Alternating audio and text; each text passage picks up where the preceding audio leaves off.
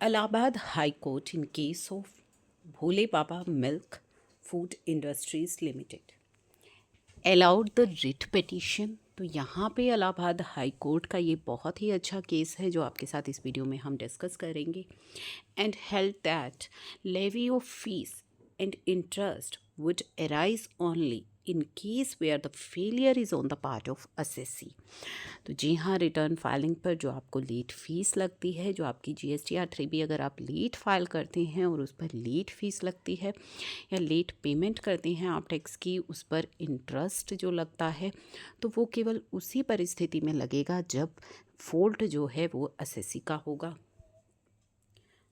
To file the return और payment of tax, यदि assessee return file करने में देरी करता है या टैक्स की पेमेंट करने में देरी करता है तो उन्हीं केसेस में। तो ऐसा क्या था इस केस का, तो चलिए फैक्ट्स जान लेते हैं।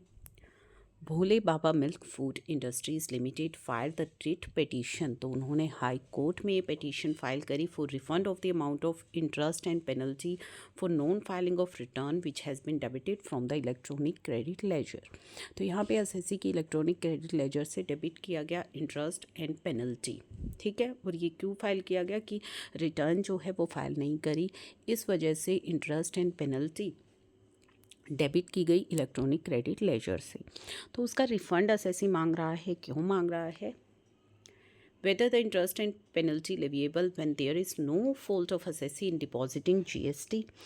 तो यहाँ पे जो सवाल था वो ये था, क्या इंटरेस्ट और पेनल्टी लगेगी यदि रिटर्न लेट फाइल होने में असेसी का कोई फॉल्ट नहीं है। तो उस पर इलाहाबाद हाई कोर्ट ने रिट नंबर 1431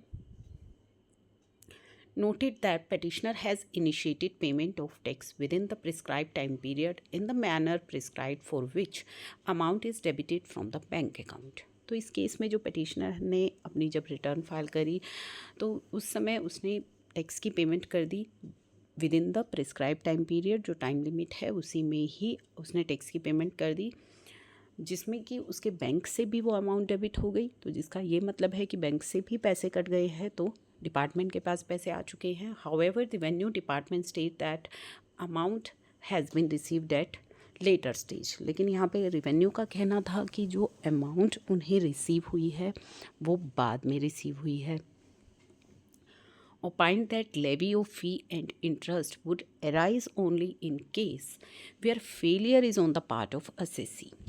तो यहाँ पे कोर्ट का ओपिनियन था कि इंटरेस्ट और पेनल्टी या लेट फीस उसी केस में लगेगी जब असेसी का फेलियर होगा, उसकी तरफ से लेट फाइलिंग होगी, लेट पेमेंट होगी, उसी केस में हम पेनल्टी लगा सकते हैं।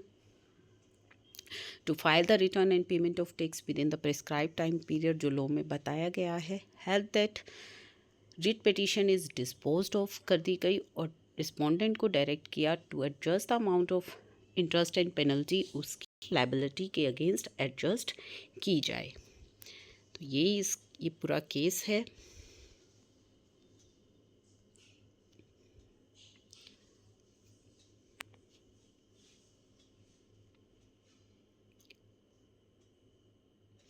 तो यहाँ पे यही फैक्ट्स थे कि जो पिटिशनर है और उसका बैंकर है स्टेट बैंक ऑफ इंडिया, उसने जनरेट कर दिया ई पेमेंट चालान।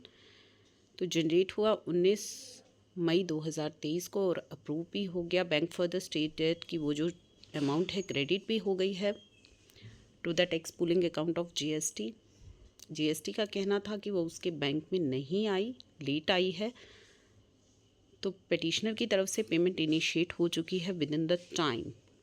तो जो फेलियर है वो असेसी के पार्ट पर नहीं है, जिस वजह से levy of late fees and interest may arise only in the event of failure on the part of assessee. तो सेक्शन 47 जो लेट फीस की बात करता है और सेक्शन 50 जो इंटरेस्ट की बात करता है वो उसी केस में लगेगा जहाँ पे फेलियर होगा on the part of assessee to file the return and for the payment. तो as the delay may be attributed exclusively to the respondent bank. तो ये जो डिले है वो बैंक की वजह से हुआ। After such payment was made by petitioner within the time उसने कर दी है। On that statement the levy of penalty remains unwarranted. What errors may have been committed by bank और GSTN may not involve this petitioner. तो जो भी error हुई bank की तरफ से या GSTN की तरफ say that does not involve petitioner. thus leaving it open to the GSTN and bank to devise a better mechanism करें to ensure ताकि proper credit and debit entry हो जाए real time basis पर। तो amount of penalty and interest जो था deposited bye petitioner under the process में भी एडजस्ट किया जाएगा उसका टैक्स लाइबिलिटी के लिए for the month of April 24 onwards without any incurring any liability as to interest on that amount. तो काफ़ी इम्पॉर्टेंट जो है ये केस है और बहुत ही अच्छा केस है, इसे शेयर कर दीजिएगा, शेयर करना मत भूलिएगा। अगर चैनल पर नए हैं तो सब्सक्राइब ज़रूर कर लीजिएगा।